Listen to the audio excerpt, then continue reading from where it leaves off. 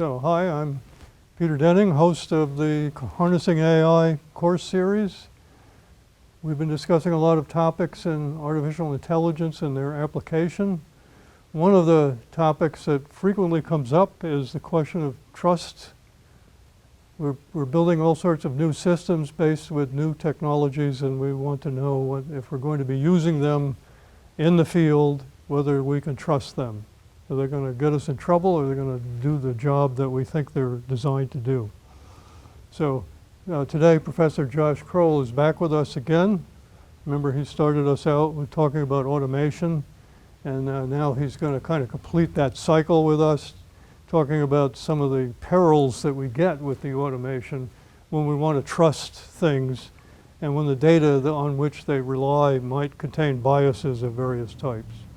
So, Josh? Thank you, Peter. It's great to be back. I'm going to let the plane fly over. I should say that the idea of completing a cycle makes me feel a bit like Wagner. I hope it doesn't take as long. And also, hopefully I sort of presage some of what Professor Rowe is going to say next week about risks when I talk about trust. I want to start out talking not about trust, but about failure. In that vein, which is the elephant in the room when we talk about autonomy and artificial intelligence in the field, and we look at the ways this is playing out now, we find that the self-driving cars are crashing. And that's something that we have to figure out how to deal with. Why are the self-driving cars crashing? Well, it's primarily because they aren't good enough in terms of the automation that they can provide to their operators. In order to operate safely in the world, and that turns out to play out in different ways. These are two different accidents, one in Mountain View, California, the one in the upper right, and in the lower left, one in Texas, that was fairly recent. And you might look at this and say, well, there's some AI system which is trying to figure out what actions the car should take based on visual perceptions of the road. In this case, these are both Teslas, and they use primarily visual sensors, although also radar, to figure out what's happening around them and then take control actions for the vehicle based on that. It turns out that these kinds of accidents happen in other platforms as well. These are not Tesla-specific accidents. These are not even AI-specific accidents. So here are three accidents. Again, this same Tesla accident from Mountain View. And then in the middle, a crash where an entire Airbus A330 was lost over the Atlantic back in 2009, Air France Flight 447. And then the third accident is a collision, an at-sea collision between the USS John S. McCain and a chemical tanker, where the McCain mishandled the contact and swung athwart the chemical tanker and was hit. 10 sailors were killed. These are all three accidents in which people died, different numbers of people. But these are accidents that come to pass because the automation is not handling corner cases, unusual cases, in an appropriate way. And there's also this problem of what is often referred to in discussions around these automation accidents as automation bias. What is automation bias? It is made up of a couple of different problems that we might consider. The first is automation complacency. So here we have a cartoon where the salesman says, for just a few $1,000s more, this car comes with a full self-driving capability. The customer says, so I can just take my hands off the wheel and let the car drive, and the salesman said, no, that would be extremely dangerous. And the point here is that we have things that purport to be autonomous today, but they in fact don't handle generalization as well as humans can. So humans can handle situations that they've never seen before based on some kind of common sense, based on the ability to say, I understand the difference between a close space I can fit in and a close space I can't fit in. They are less vulnerable to certain kinds of adversarial manipulation, right? So if you see a camouflage tank, you are quite likely to say that's a camouflage tank, whereas maybe there's a certain kind of camouflage that will fool a visual AI system. I think maybe you've talked about security and adversarial examples in the class. I'm not sure if that's true or not, but I hope it is. Another kind of automation bias, or another way that that manifests in these accidents, is through something called mode confusion. Mode confusion is exactly what it sounds like, where the system has different modes, and taking the same action in different modes leads to wildly different outcomes. So that's what happened pretty heavily in the Airbus accident, where the plane dropped out of autopilot and gave control back to the humans, unlike the Tesla accidents, where when the autopilot is not confident in its actions, it gives control back to the humans in order to say, you take care of this problem because I can't figure it out. And the human is not necessarily vigilant at the level they would be if they were actually operating the vehicle, so they're not able to take on that control. That disengagement becomes a risk rather than a success, right? The goal of the designer was to say humans are good at generalization, so when the system detects that it's in some sort of state that it doesn't know how to handle, it will give that state over to the human, because the human is good at generalization and can put the machine back in a situation that the machine does know how to handle and then re-engage the automation. But sometimes the human is complacent, they're not vigilant about the way that the system is operating, and so they can't actually take on that control. All of these accidents have aspects of both kinds of automation bias, both that automation complacency that I was just describing and mode confusion, where when the system exits its automated mode, it might behave differently. So in the case of the Airbus crash, the plane dropped into what was referred to in the manual as alternate flight law, where the same control inputs to the plane's control surfaces would cause the plane to behave differently. The pilots fought against the control surfaces for something like 6.5 minutes before they pancaked into the Atlantic. In the case of the John S. McCain, the bridge crew thought they had handled the contact appropriately, but in fact they had only slowed one of the ship's 2 screws, and so they thought that they had slowed down the ship, but in fact they had put the ship into a turn, and that's what caused the hazard. And then when they attempted to rectify this situation, there was some lack of clarity about whether the operator needed to put in corrective inputs on the main helm, shown here in the NTSB report in green, and the lee helm, shown here in blue, because it's not obvious from the interface which helm is active at any given moment, and in the stress of the situation, there was some confusion and time was lost in trying to put in inputs in that would correct the hazard in the appropriate place.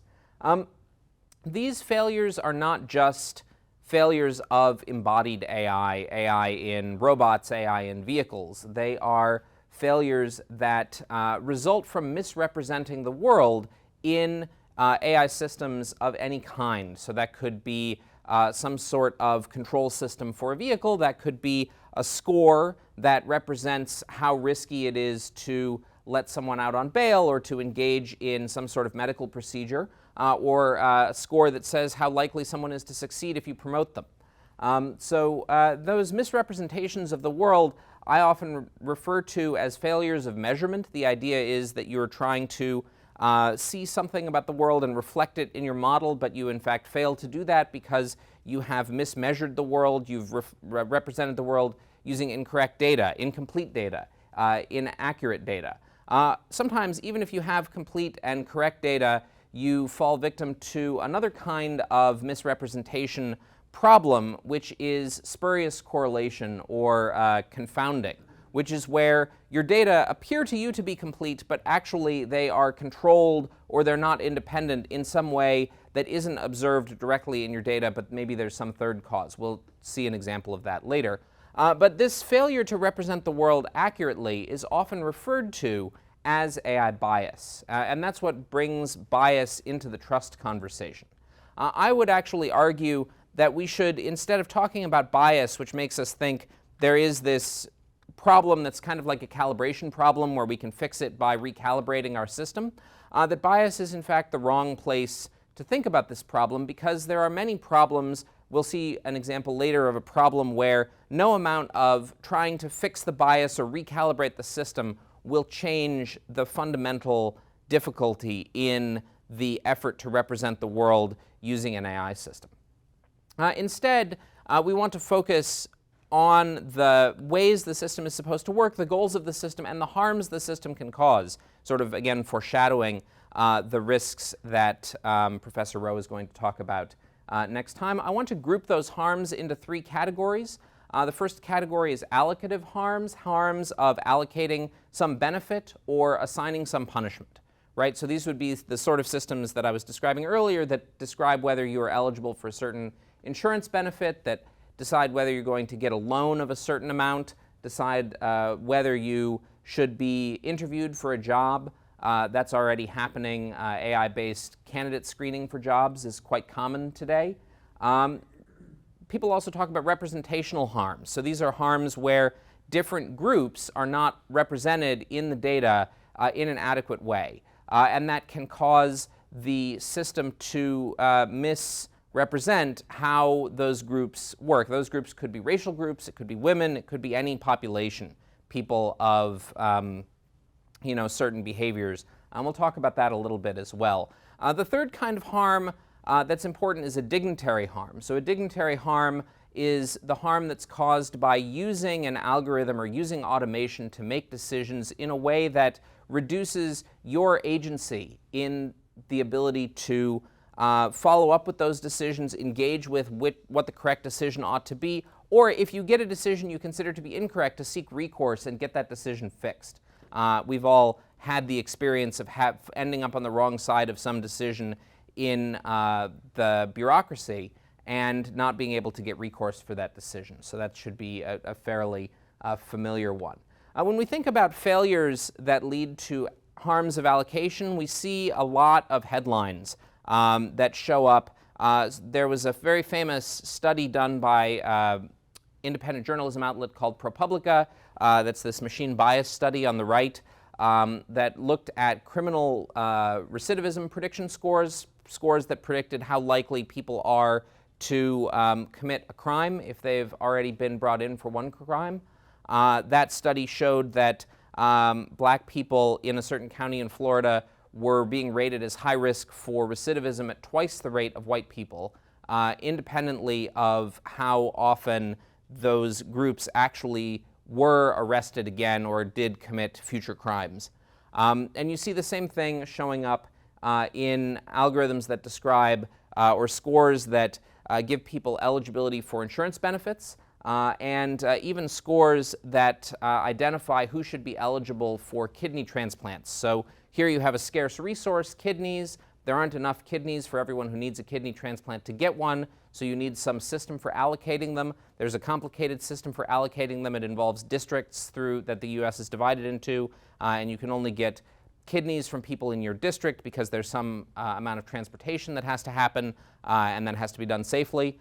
And then people are put on a list, and that list is prioritized based on a score, based on their medical needs, but it turns out that black people on that list tend to be scored lower than people who are situated similarly in terms of progression of kidney disease or progression of medical need for a kidney than white people on that list.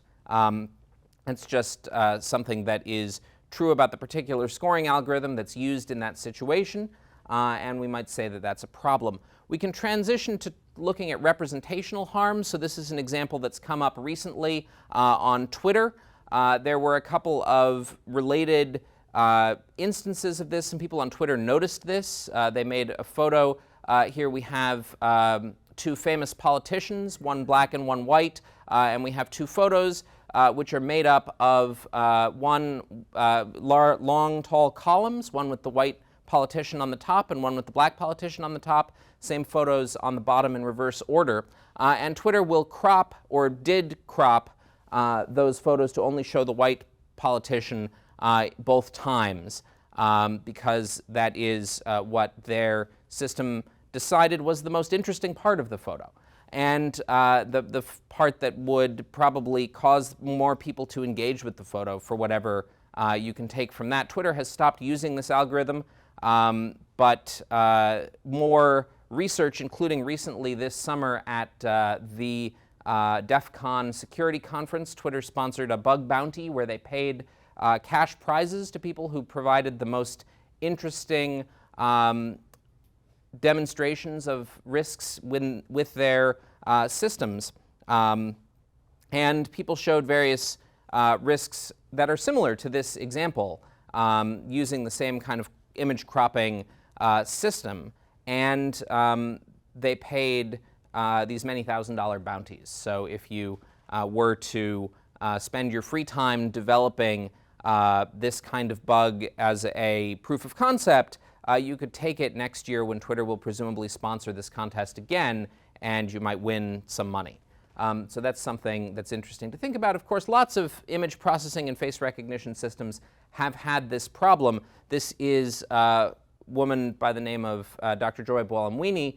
Dr. Buolamwini you might be familiar with because she is heavily involved with the production of and sort of stars in a documentary called Coded Bias, which is available on Netflix, among other places. I think it's actually a PBS production, and so you can get it for free through PBS if you don't pay for Netflix. But we're, 18 months into the pandemic? I don't know how many of you aren't paying for Netflix. The last category of harms I mentioned was loss of dignity and autonomy. So these are two different examples. On the left, residents at Stanford University protested after a scoring system prioritized people, again, for access to a scarce resource. In this case, these were COVID-19 vaccines. When they were first available, and they were not widely available yet, the score that the hospital came up with prioritized risk of death once infected over risk of infection, causing it to prioritize for priority administration of vaccine older senior faculty who were in high medical risk categories if they were to contract the disease over residents who were working in the emergency department with infected people every day. And you might think logically, the residents are exposed a lot more than the senior faculty who are working from home in many cases and who aren't seeing patients in a clinic. And so the residents maybe should get the vaccines first because they're at a very high risk. The residents thought so too, and when only, I think it was 5 of them were assigned to the first batch of vaccines, they protested. The protest caused a reassessment of this score. The reassessed score got, I think, 7 of them into the first batch, so protest works, I guess, is the lesson there. The image on the right is from another set of protests also related to COVID-19 because school exams in the United Kingdom couldn't be sat by students due to the pandemic. Grades on those exams were imputed using a scoring system, and people didn't like the grades they got because they felt that the grades reflected more what school they went to than how well they were likely to do on the exam. There were massive nationwide protests around that too, and I think the resolution there is that colleges ended up sort of disregarding that year's exam scores basically entirely. So when we think about risks, we are, as Peter said, thinking about trust. Trust, to me, my training is in computer security, cybersecurity, so trust comes for me in my field from this orange book, which we in cybersecurity refer to simply as the Orange Book, because it is the most important of the orange books that one might encounter in one's career. The Trusted Computer System Evaluation Criteria, no longer a DoD standard, but once a DoD standard from the early 1980s until the early 2000s, replaced by, some of you might be familiar with, the RMF and the associated publications from the National Institute of Standards and Technology. In fact, NIST is currently attempting to write an AI risk management framework, so an AI RMF, to complement the cybersecurity RMF and the privacy RMF that they've already published. So what does the TCSec say about trust, and why do we care? Well, the Orange Book defines trust as the property that a component in a system, if it breaks, it can hurt you. It can cause a problem. It can violate your security policy. Now that sounds very specific to information security, but if you go to political scientists and ask them what trust means for trust in organizations, if you go to psychologists and ask them what trust means in interpersonal relationships, they will give you basically this same definition. Someone or some entity or some component in your system that's trusted is something that can hurt you if it breaks, if it misbehaves. And so trustworthy systems then are the systems where we should be willing to trust them because we think they're not going to break, they're not going to misbehave, we believe they're going to work the way we want them to. That might include things we have to rely on. If you come from the UK, I gave some examples from the UK. If you come from the UK, you use not the NSA's definition of trust, but the Government Communications Headquarters, GCHQ, definition of trust that says that trust, in addition to, or the trusted components should be not just the components that we believe can hurt us, but also the components that we have to rely on because they are somehow an integral part of the system. And this is a good definition. As I said, it crosses many fields, but one thing you can do once you have established the trustworthiness of your system is you can put a little label on the system that says, yes, we believe this system is trustworthy, we're good to go. This is a label that you might have seen on some websites from a company called Trustee that ostensibly certifies websites as secure. I think Trustee might have gotten bought by one of their competitors. I think they might now be part of Komodo or another one of the big certificate authorities. Anyway, the problem with this approach, of course, is that you can end up in a situation where someone like me can go online and get the logo and just slap it on their slide deck, and now it looks like the slide deck is trustworthy because it has the logo on it, which is not what the goal of the evaluation is supposed to be. So I mentioned earlier that there's a relationship between bias and trust in the sense that we are, in AI, often misrepresenting the world. And we often refer to that as bias, and I said we should really refer to it as misrepresenting the world, but I think it's important to see why and how that happens, why and how that misrepresentation happens.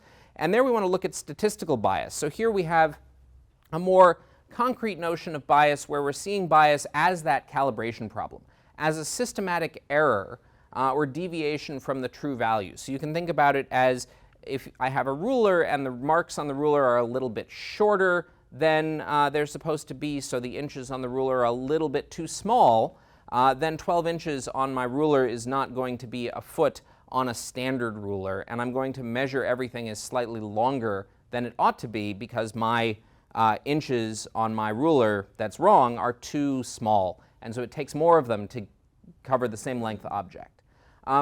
So when we talk about that, when we talk about an error, we have to think about what is the true value of the thing we're trying to measure. That's a little bit hard to establish. Just epistemically, it can be difficult to know what is the true value, right? All we can do is measure data. So there's a theory of what's called construct validity and construct reliability that deals with that in the science of measurement, and that works in places where we're trying to measure things that are well-defined as constructs, often unobservable constructs, things like creditworthiness or intelligence.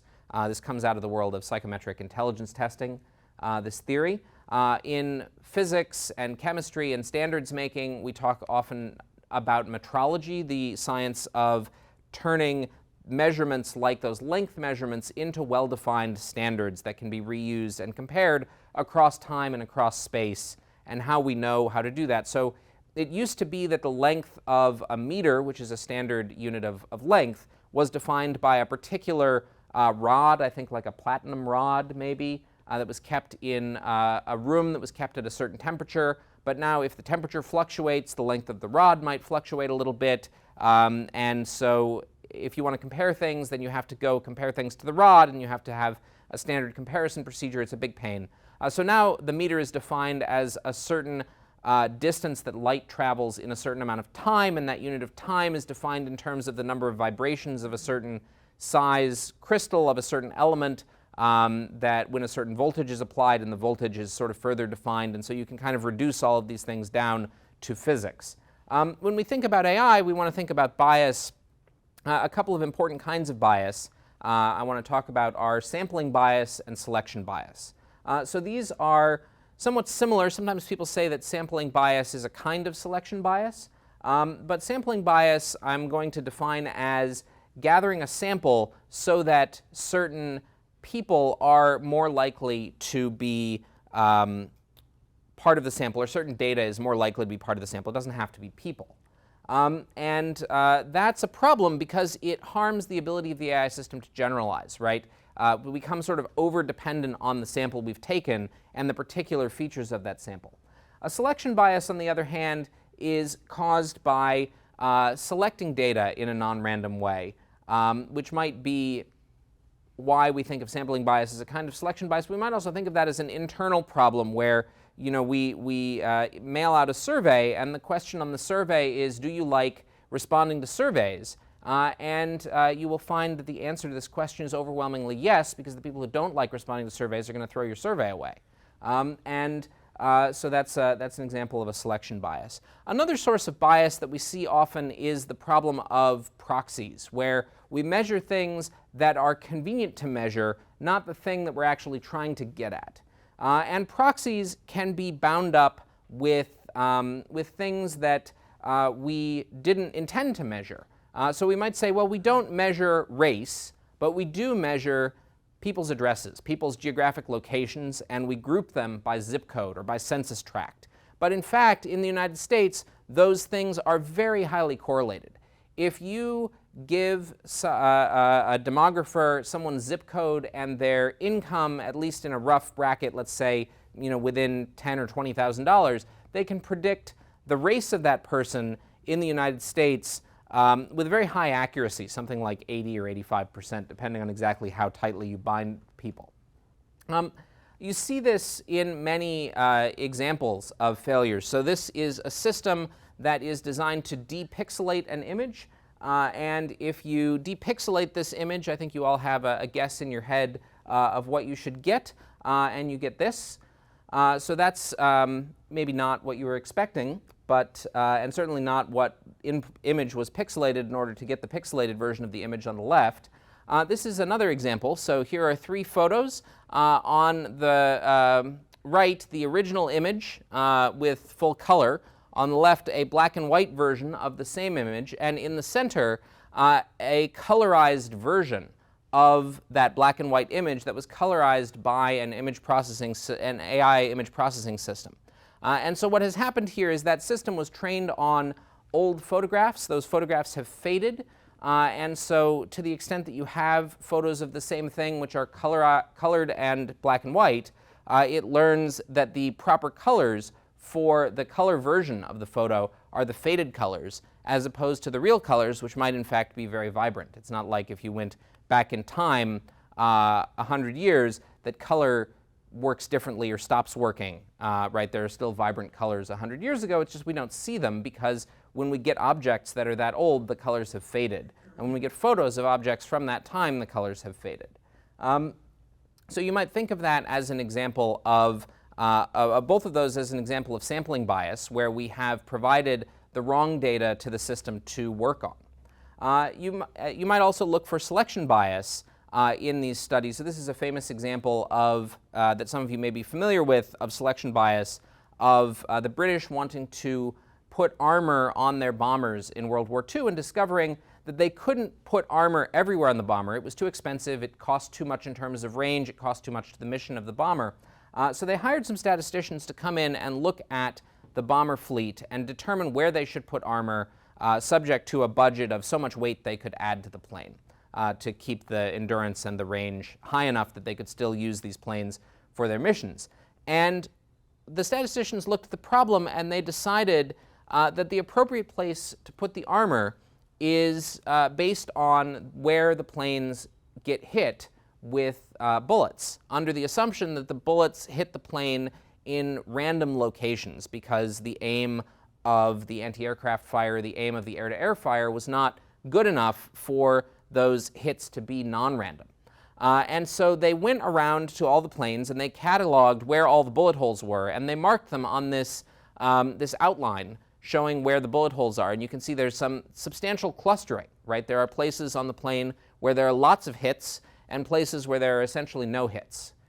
Now what does this tell you? Where should you put the armor? Should you put the armor where there are lots of hits? No. because the planes that got hit in those places, they flew back, they landed. You were able to measure those planes. You know about those hits. The planes that were hit in the places where you don't see any hits, they didn't make it back. That's why you didn't see any hits. Those hits aren't survivable. And that's a selection bias problem, right? Those planes were selected out of your sample, like the people who threw away their surveys. And so related to this proxy problem, and probably the proxy slide drifted away from this, is that we often think that we can eliminate bias by being blind to bias, right? That if we eliminate something like race from our data, then we can't be dependent on race. If we eliminate gender, we're not dependent on gender. But that's not true. There's some correlation with some of the features you have almost always, and that correlation can be very weak, right? So if you think about a website like Pinterest, at least a few years ago when I made this slide, 59% of the US users of Pinterest were female, which is slightly more than half. And so if you make a guess that, 59, 60% of the time someone you know has gone to Pinterest is a female, then you might be able to fuse that with other data over time and get a higher probability prediction of what's going to happen. And in fact, if you think about it, if you take a bunch of these yes-no decisions, has someone been to Pinterest or not, and you do the math for the problem, you discover that you only need 33 such questions in order to uniquely identify everyone on Earth. And if you want to identify people who are in a specific group, females or people of a specific race, you often need much less information. And often in AI applications, we're talking about a situation where we're dealing with many much richer forms of data that have many more than 33 attributes associated with them. So sometimes you also need those sensitive attributes, and it's actually quite hard because of anti-discrimination law. You might be barred from gathering information about someone's race or gender in certain situations legally, but you might actually want to depend on that, right? There are not very many women who are diagnosed with testicular cancer. It's not zero, but it's not high. And you also might, as a doctor, find that different drugs affect people in different groups in different ways. Women have different side effects than men. People of a certain racial group have different side effects or different incidence rates of a certain disease. And you might wish to know that when you're making a decision, because it might mean that you would make better decisions. Forcing through something like our current anti-discrimination law system that outcomes try to be independent of sensitive status actually hurts our ability to make good decisions in many cases. Another issue that comes up is bias against rare phenomena. So AI systems tend to give you back average performance and not necessarily to be able to deal with rare phenomena. Thinking back all the way to the beginning to the accidents are caused by unusual situations where the system can't generalize. The reason the system can't generalize is because it's sort of pushing toward average or normal behavior. So let's imagine a rare cancer. It's very fatal and it affects something like 1 in a million people. So I invent a test for this cancer, and I tell you this test is 99.9% accurate. Now you get the test and it says you're healthy, you don't have the cancer. Do you believe me? How confident are you in that belief? Let's do some math. Let us suppose that my test is completely bogus and 100% of the time it says you're healthy, you don't have the cancer. The cancer affects 1 in a million people. That was my assumption in this problem. So if I test 1 million people, in expectation 1 person has the cancer, so I should get 1 true response from the test. But if you take that 1 true response and divide it by the 1 million people, I got it wrong because I always said everyone was healthy. But actually, I got the other 999,999 answers correct because those people don't have the cancer in expectation, which means that I'm 99.9999% accurate. So if I tell you that I have a test and it's 99.9% accurate, it's not necessarily a very good test. And so the test that I've told you about actually gives us no information about the disease, right? You ask the test, do I have the disease? And it always says no. So there's no information given by the test. You know the test is going to tell you no ahead of time, but it's very highly accurate. So if I look just at the accuracy of this test, it's extremely good. But it is an extremely bad test because it will not ever detect the cancer if you have it. So that's a problem with accuracy that leads us to misrepresent the world in the case of rare phenomena. I said we would come back to talking about confounding and problems of relationships inside data. So one thing you see on this graph is that between the years 1999 and 2009, the number of letters in the winning word of the Scripps National Spelling Bee and the number of people in the United States killed by venomous spiders correlate incredibly well. So typically in science we do a statistical test that gives us a confidence that a relationship we find in data happened by chance, and we accept relationships that have a less than 5% chance of being happening by chance in your data. I think if you do the test on these two variables, you discover that there's only like a 2% chance that this relationship happened by chance. Nonetheless, we can all kind of look at this and laugh and say, well, there's no relationship here. Really, this is almost definitely an accident. And furthermore, because there shouldn't be any relationship, we probably don't believe that this correlation will continue to happen in 2010 or 2011 or 2012 or 2021. And probably it doesn't. I don't know, but you could go get these two time series and try to figure that out. The point is, this correlation is entirely spurious, and often when we're dealing with data analysis, we end up with these kinds of spurious correlations. So the goal of our data analysis is to reveal relationships in the data we have. That's incredibly useful and incredibly powerful and amazing. It's fantastic technology. It's fantastic that we have this technology. It's also terribly dangerous because you can have these relationships that mean nothing, that just happen by chance. And isolating the relationships that happen by chance from the relationships that are real is very hard. And in order to do that, we need to have a hypothesis about what is the relationship caused by, how does the relationship come to exist in the world, why would it be that someone who knows how many words were in the winning word in the National Spelling Bee ends up getting bitten and dying from the bite from a venomous spider? Do they stand up from their couch and shout, "Hooray, I spelled the word correctly," and then a spider drops down from the ceiling and bites them, and then they somehow also don't make it to the hospital and die based on this? It doesn't make any sense. There's no story here that makes sense. And often we see also situations where you see a relationship in data and that relationship appears to be robust, but it's not caused by the relationship you can see in the data. It's caused by something outside the data. So an example of this is in the Middle Ages, people thought that fever caused getting lice. If you had a fever, you were warmer, and the lice liked that. They would come and live on your body and not someone else's body because you were warmer than other people. Now today we have the germ theory of disease, and we understand that the lice have germs, and the people who get lice are the people who get the disease. And so this is actually a huge problem in medical studies. Another example is in the first trials for what we now know as Tylenol or acetaminophen in the United States, paracetamol in other countries, people thought that administering the drug, that a side effect of taking Tylenol was getting a cough.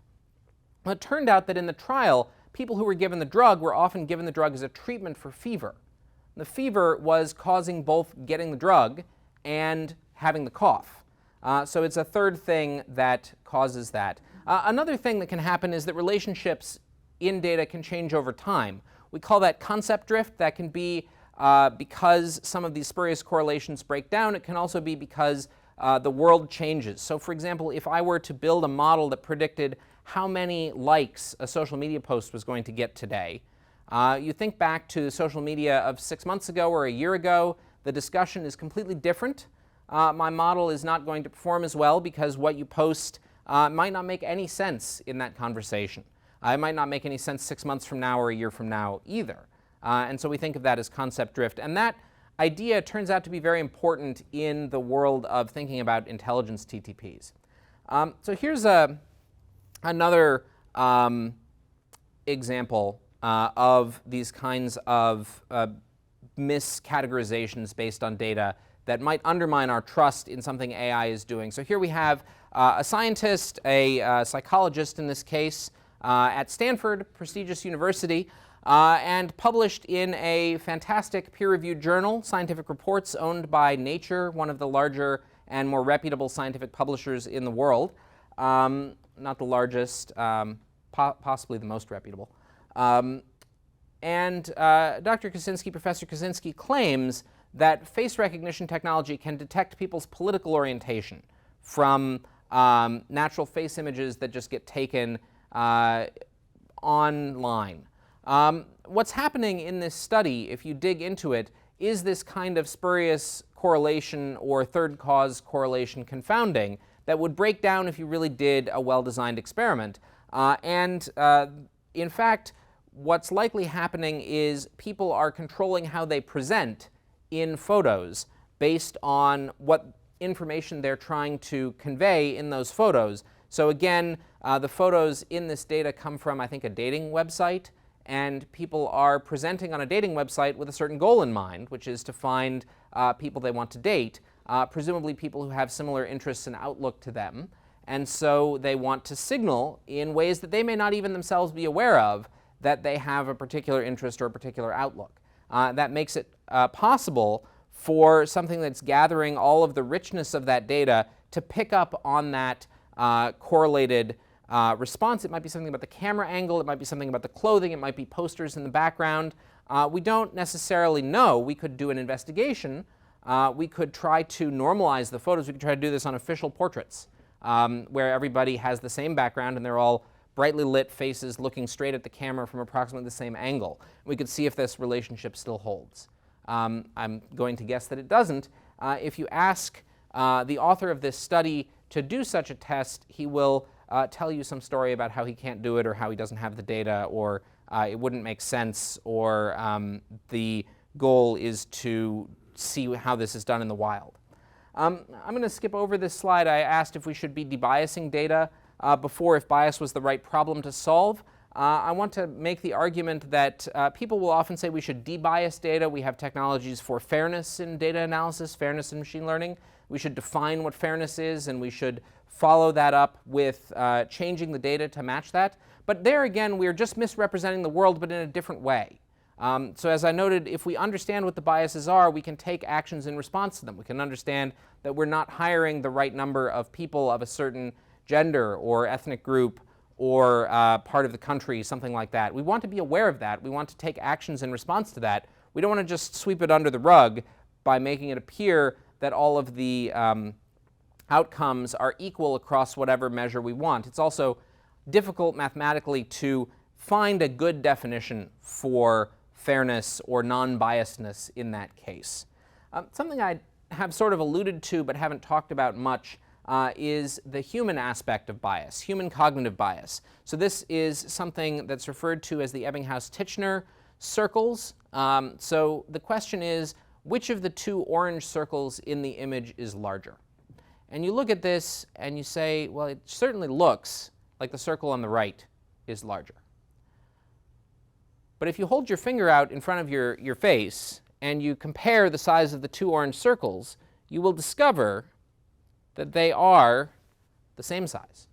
Here your brain has fallen victim to a particular kind of human cognitive bias called anchoring, where because the orange circle on the right is shown next to small circles, small blue circles, it looks big with respect to the small blue circles compared to the same orange circle on the left shown next to large blue circles. And your brain just thinks, oh, it's smaller than the large circles and bigger than the small circles, so the one on the right must be bigger. And it takes some effort to see them as the same size.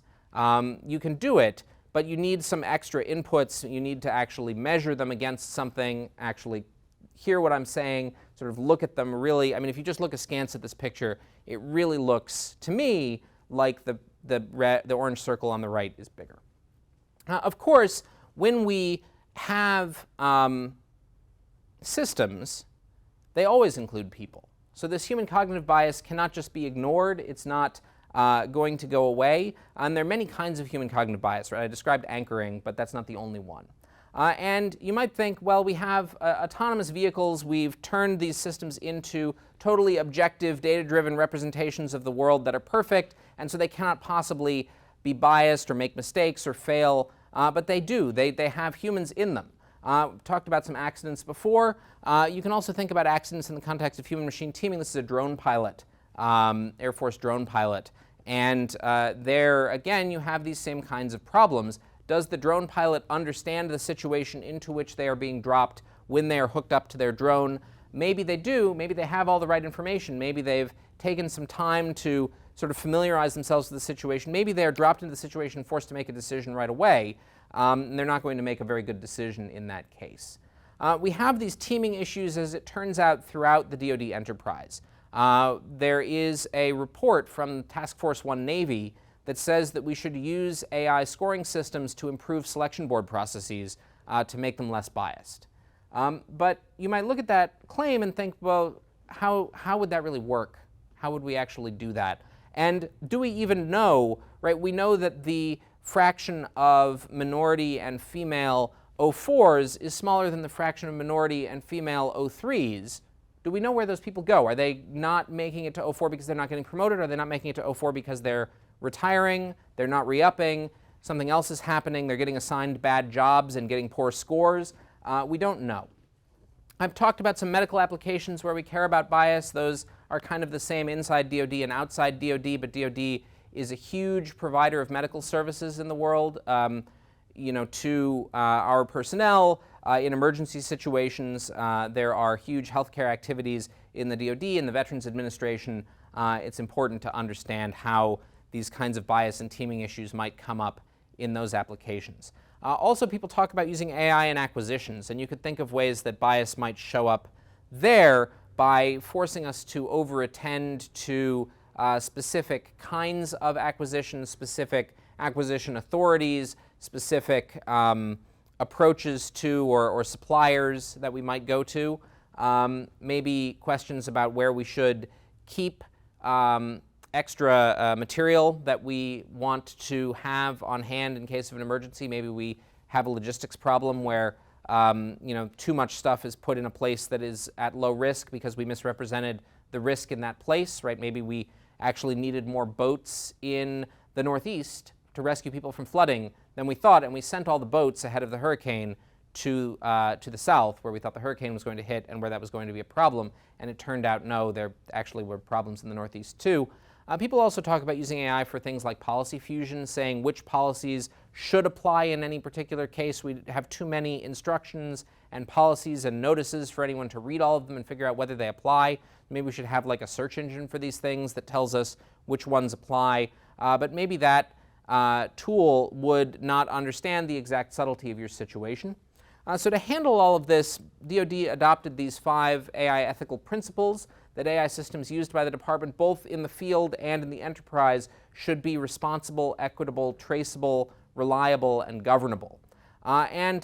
We might look at the bias problem and say, well, that's a problem, that's an equitable problem, right? We want these systems to be equitable, we want them to be fair, we want them to treat everyone in a way that's reasonable, in a way that's equitable. I would argue that it's actually a governance problem. It's a problem about integrating these systems with humans and making good decisions that align with our goals. So to that end, I want to put up one more comic before we finish. So here we have 2 people in military uniforms, and one of them says, "General, our precision strike system technically uses some deep learning algorithms. It's forbidden." And the general says, "Hey, at least the collateral damage will be done by good old reliable humans."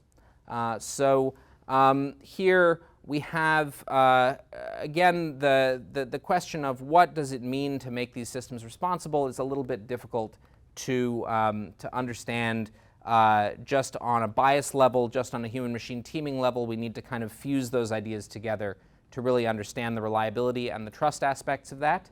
I'm happy to take some questions now to the extent Peter will let me with the negative 2 minutes I have. You can also reach out to me. I have my NPS email there. If you are curious about these bias and trust issues, I'm teaching this spring quarter at NPS course called CS 4340, Trustworthy and Responsible AI, where we will go into all of this stuff in great detail. And I lied about that being the last cartoon. This is the last cartoon. Thank you very much.